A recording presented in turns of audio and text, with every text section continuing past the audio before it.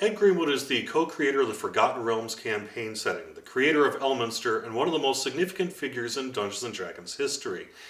The DDO team is bringing his classic adventure, Haunted Halls of Eveningstar, to life, and Ed has agreed to become the Dungeon Master for the adventure.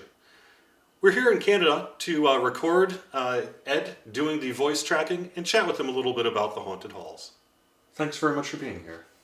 Thank you very much for having me. It's great to do D&D anytime. What do you remember about writing the Haunted Halls of Eveningstar back in the day? And what was it like crafting a module for Dungeons & Dragons during that time?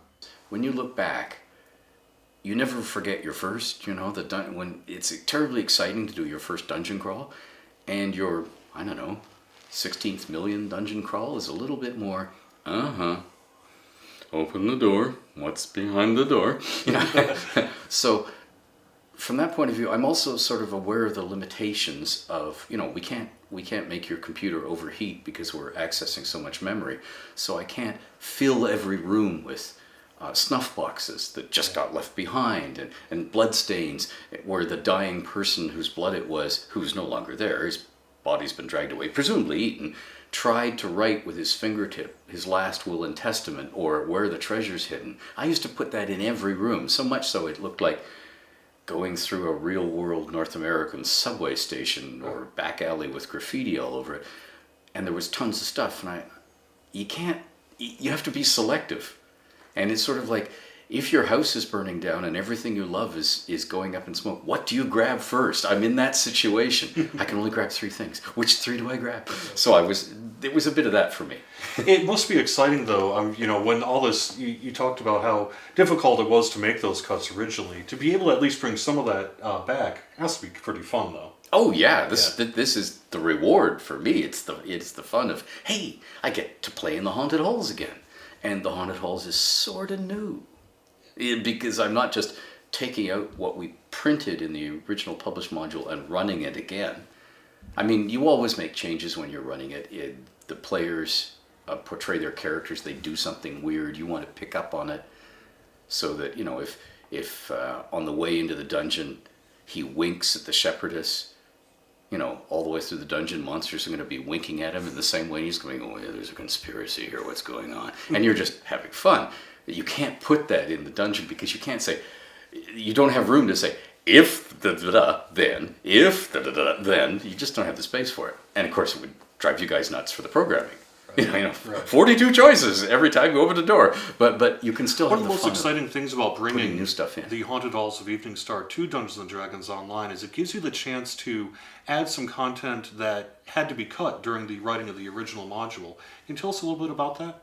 I had proposed it as a 96-page campaign module, something I did later with Halls of the High King for the Moonchase.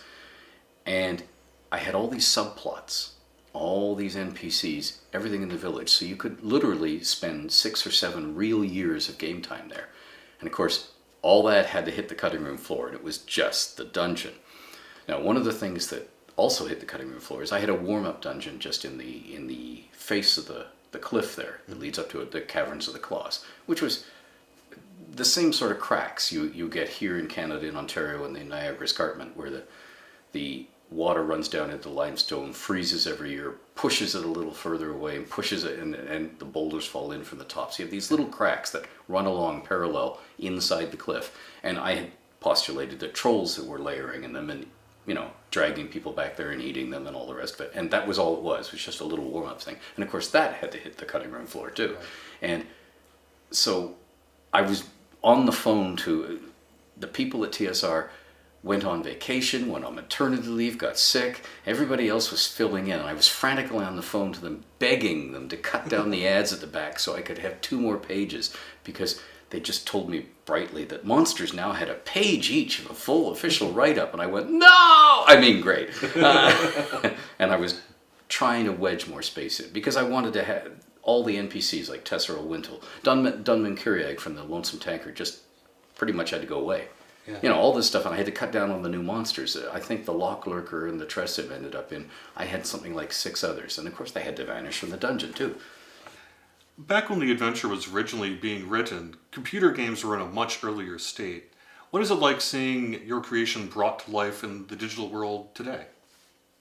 when computer games first started, I had problems with a lot of the stuff because some of you may remember Castle Wolfenstein, which was a great fun, but at times the only way you could tell if you were firing properly is to wait for something to turn red because the pixels were so large. You couldn't tell. You literally couldn't tell.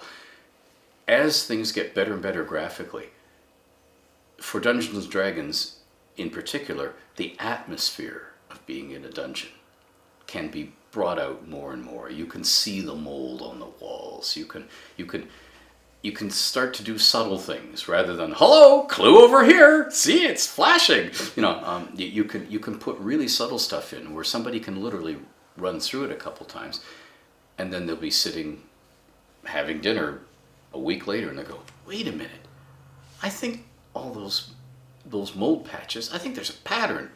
And they go running back to their computer and they play it again, and yes! And you could actually put those layers in now because the graphics will support it. And that I love. Tell us about working with the Dungeons & Dragons online development team and bringing this adventure to life. The chance to sit around and talk D&D is great fun. Some people sit around and tell fishing stories or hunting stories or when I was there when this football game or that race or whatever. To me, it's just fun to sit down and talk over the possibilities.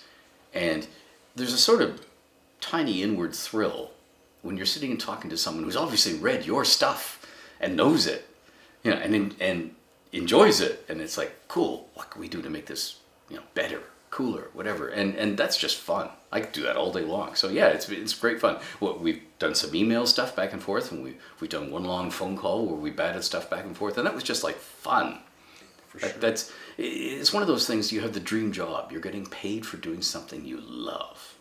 And that's what it is. So when the adventure is actually released to the public here, what are you most looking forward to people seeing and experiencing in the Haunted Halls of Evening Star?